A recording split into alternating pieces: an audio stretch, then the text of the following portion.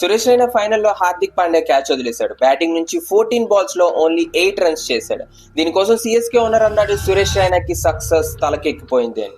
కానీ తర్వాత తెలిసింది పంజాబ్ లో గ్యాంగ్స్టర్స్ సురేష్ రైనా ఫ్యామిలీ మొత్తాన్ని చంపేశారు.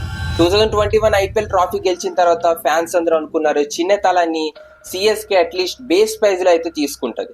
కానీ సురేష్ రైనా అయిపోయాడు అన్సోల్డ్. అయితే సిఎస్కే లో ఒక లాయల్ సోల్జర్ గా ఉన్న చిన్న తలాకి సిఎస్కే మోసం ఎందుకు చేసింది? సురేష్ రైనా అన్సోల్డ్ రహే हैं. If Chennai wanted Raina back, they would have got Raina back like they did with Bravo. They're huge on loyalty. So obviously something's changed. He lost his loyalty in the UAE. Friends, ఈ video ఎప్పుడైనా delete అవ్వచ్చు. So video end వరకు చూడండి, వీలైనంత వరకు share చేయండి. అయితే పదండి ఇంక స్టార్ట్ చేద్దాం. Why CSK betrayed Suresh Raina. Story start అవుతుంది 2008 ఐపీఎల్ ఫస్ట్ సీజన్ నుంచి.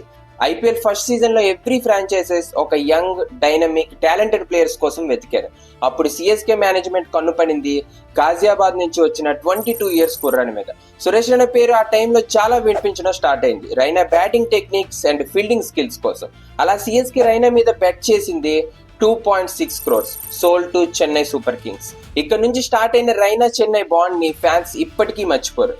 రైనా స్టార్టింగ్ ఐపీఎల్ సీజన్ నుంచే బ్యాటింగ్ లో ఇంపాక్ట్ చూపించడం స్టార్ట్ చేశాడు. ఐపీఎల్ ఫస్ట్ సీజన్ లోనే 421 రన్స్ అండ్ 3 హాఫ్ సెంచరీస్ చేసి సిఎస్కే నుంచి హైయెస్ట్ రన్ స్కోరర్ అయ్యాడు. ఈ పర్ఫార్మెన్స్ వల్ల చెన్నై ఫైనల్స్ కూడా వెళ్ళింది. ఈవెన్ ఫైనల్స్ లో సురేష్ రైనా ఇంపార్టెంట్ 43 రన్స్ చేశాడు. కానీ అన్ఫార్చునేట్లీ సిఎస్కే ఆ మ్యాచ్ ఓడిపోయింది. కానీ ఫస్ట్ సీజన్ తర్వాత సిఎస్కే మేనేజ్మెంట్ మైండ్ లో ఒక విషయం క్లియర్ గా ఉండాలి, సిఎస్కే లాంగ్ టర్మ్ విజన్ కోసం మాత్రం రైనా ఒక ఇంపార్టెంట్ ప్లేయర్ గా ఉంటాడని. అందుకే నెక్స్ట్ సీజన్ కోసం రైనాకి రీటైన్ చేసి ఉంచారు సిఎస్కే. అలా 2009 వచ్చింది. యాజ్ యూజువల్ గా రైనా ఈ సీజన్ లో కూడా కన్సిస్టెంట్ గా పర్ఫార్మెన్స్ ఇచ్చాడు. ఈ సీజన్ కూడా 400+ రన్స్ మళ్ళీ చేశాడు. ఈ సీజన్ లో ఆల్మోస్ట్ సెంచరీ దగ్గరికి కూడా వెళ్ళాడు. రాజస్థాన్ అగైన్స్ట్ లో ఇంపార్టెంట్ 98 రన్స్ చేశాడు. ఆ టైంలో రైనా T20 ఫార్మాట్ కి ఒక డిపెండబుల్ బ్యాట్స్మెన్ అయిపోయాడు. ఎందుకంటే ఆ టైంలో T20 ఫార్మాట్ అప్పుడప్పుడే స్టార్ట్ అయింది. అప్పుడప్పుడే ఎవ్రీ ప్లేయర్స్ T20 ఫార్మాట్ ని మెల్లగా అడాప్ట్ చేసుకోవడం స్టార్ట్ చేశారు. కానీ ఈ టైంలో రైనా బ్యాటింగ్ చూస్తుంటే అనిపించింది ఆల్రెడీ ఈ ప్లేయర్ T20 ఫార్మాట్ లో మాస్టరీ చేసి వచ్చాడని.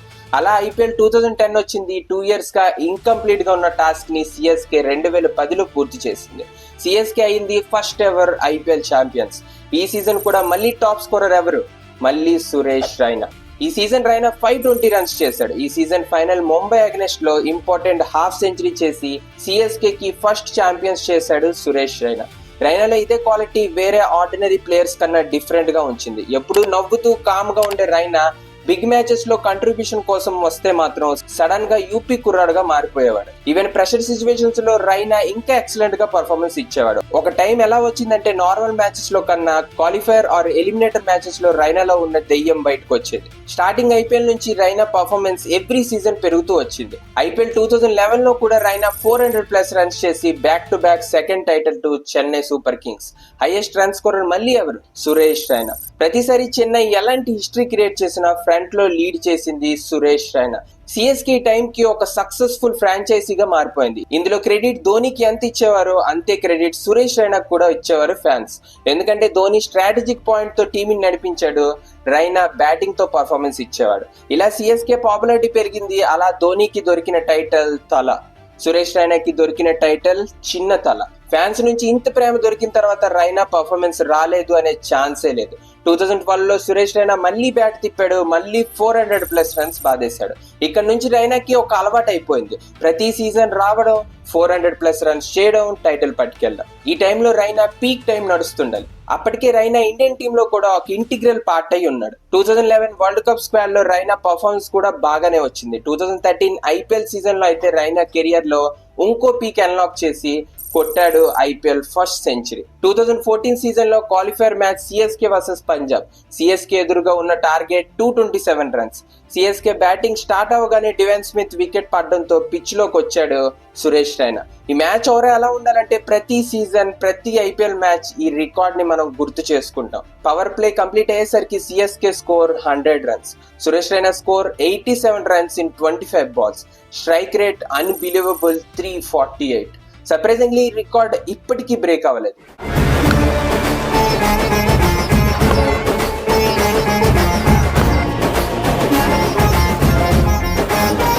సురేష్ రైనా వస్తాడు, రన్స్ కొడతాడు, ఇది ఒక డైలీ రొటీన్ గా మారిపోయింది. ఇందులో రైనా ఒక యూనిక్ రికార్డ్ ని కూడా హోల్డ్ చేసుకున్నాడు. 2008 నుంచి 2019 వరకు కంటిన్యూస్ గా 400+ రన్స్ చేసిన రికార్డ్. ఈ కన్సిస్టెన్సీ వల్లే రైనాకి ఇంకో పేరు కూడా వచ్చింది, మిస్టర్ ఐపీఎల్. తర్వాత 2016-2017 లో సిఎస్కే బ్యాన్ అయింది. ఈ 2 years గుజరాత్ టీమ్ లో రైనా యాజ్ ఎ కెప్టెన్ గా కంటిన్యూ చేశాడు. 2018 లో మళ్ళీ సిఎస్కే వచ్చింది. ఆప్షన్ లో మళ్ళీ రైనాని రిటైన్ చేసింది. మళ్ళీ రైనా యాజ్ యూజువల్ గా 400 రన్స్ చేశాడు. స్పెషల్ మూమెంట్ ఏంటంటే సిఎస్కే కంబ్యాక్ లోనే మళ్ళీ ఛాంపియన్స్ అయింది. అలా రైనా ఫస్ట్ ఐపీఎల్ బ్యాట్స్మెన్ అయ్యాడు. 5000 రన్స్ మైల్ స్టోన్ కి టచ్ చేశాడు. కానీ ఇక్కడ నుంచి స్టార్ట్ అవుతుంది రైనా కెరియర్ లో ఒక ట్విస్ట్. దీనివల్ల రైనా కెరియర్ అయింది ది ఎండ్. 2019 లో వచ్చింది రైనా కెరియర్ లో పెద్ద డౌన్ ఫాల్. కంటిన్యూస్ గా అన్ని మ్యాచెస్ లో ఫ్లాప్ అవడం. సిఎస్కే ఈ సీజన్ ఫైనల్ కి వెళ్ళింది, కానీ రైనా ప్రతి సీజన్ లాగే ఈ సీజన్ మ్యాచ్ విన్నర్ అవ్వలేకపోయాడు. ఇంపార్టెంట్ టైంలో హార్దిక్ పాండ్యా క్యాచ్ డ్రాప్ అవడంతో ఈ మ్యాచ్ ఓన్లీ 1 run తో సిఎస్కే టైటిల్ మిస్ అయింది. ఓడిపోవడానికి మార్జిన్ ఇంత చిన్నగా ఉంటే మాత్రం ఒక్కో విషయం గుర్తుంటది. ఇంకా సిఎస్కే మేనేజ్మెంట్ కూడా రైనా నుంచి పెద్దగా ఎక్స్పెక్ట్ చేయడం మానేసింది. 2020 లో షాక్ ఎక్కడ తగిలిందంటే దుబాయ్ లో షెడ్యూల్ అయిన ఐపీఎల్ ఆడడానికి రైనా దుబాయ్ కి అయితే వెళ్ళాడు, కానీ ఒక మ్యాచ్ కూడా ఆడకుండా రిటర్న్ ఇండియాకి వచ్చేసాడు. దీని వెనకాల ఉన్న reason Suresh Raina family tragedy. Punjab లో గ్యాంగ్స్టర్స్ సురేష్ రైనా ఫ్యామిలీ మొత్తాన్ని చంపేశారు. పంజాబ్ లో ఈ గ్యాంగ్ చాలా ఫేమస్. చార్మార్ గ్యాంగ్ కి చెందిన కొంతమంది గ్యాంగ్స్టర్స్ రైనా పెద్దన ఫ్యామిలీ మొత్తాన్ని చంపేశారు. దీనికి రీజన్ దొంగతనం అని చెప్పి పోలీసులు ఈ కేసుని క్లోజ్ చేశారు. కానీ వెనకాల బ్యాక్ స్టోరీ చాలా పెద్దది ఉంది. ఈ స్టోరీలో లారెన్స్ బిష్నోయ్ కూడా ఉన్నాడు. దీనికోసం మనం వేరే వీడియోలో మాట్లాడదాం. అయితే తన ఫ్యామిలీకి జరిగిన ఈ ఇన్సిడెంట్ వల్ల రైనా ఇండియాకి రిటర్న్ రావాల్సి వచ్చింది. కానీ CSK owner not happy with this. CSK owner N Srinivasan మీడియాలోకి వచ్చి అన్నాడు, రైనాకి సక్సెస్ తలకెక్కిపోయింది. టీం కోసం ఆడాలి అనుకోకపోతే రైనా వెళ్ళిపోవచ్చు, ఎవరు ఆపే వాళ్ళు లేరు ఇక్కడ అని శ్రీనివాసన్ ఇలాంటి స్టేట్మెంట్స్ ఇవ్వడం, అది కూడా రైనా లాంటి స్టార్ ప్లేయర్ మీద చాలా స్ట్రేంజ్ గా అనిపించింది. ఇలాంటి సిచ్యువేషన్స్ వల్ల సిఎస్కే ఇంకా రైనా మధ్యన ఉన్న రిలేషన్ మొత్తం చెడిపోయింది. కొన్ని సోర్సెస్ వల్ల తెలిసింది ఏంటంటే రైనా టీమ్ లో అయితే ఉండేవాడు, కానీ సిఎస్కే వాట్సాప్ గ్రూప్ నుంచి రైనాని టోటల్ గా తీసేశారు అని. తర్వాత రైనా 2021 లో సిఎస్కే కి రిటర్న్ అయితే వచ్చాడు. సిఎస్కే ఛాంపియన్స్ కూడా అయింది, కానీ ఆ పర్ఫార్మెన్స్ రైనా నుంచి రాలేదు.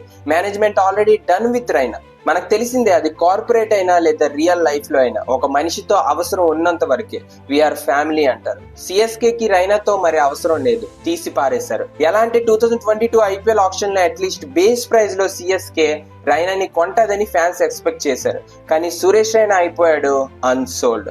రైనా కోసం ఒక ఫేర్వెల్ లేదు, ఒక రెస్పెక్ట్ లేదు. ఒకప్పుడు చిన్నతల మిస్టర్ ఐపీఎల్ అని టైటిల్ సంపాదించుకున్న రైనా సిఎస్కే కి పనికి రాకుండా పోయాడు. రైనా కూడా దీన్ని ఒక పాజిటివ్ వేలోనే తీసుకున్నాడు. ఎప్పుడు ధోని కోసం కోపం చూపించలేదు, అలానే సిఎస్కే కోసం కూడా ఎప్పుడు తప్పుగా మాట్లాడలేదు. సైలెంట్ గా తన క్రికెట్ లైఫ్ కి చెప్పాడు గుడ్ బై.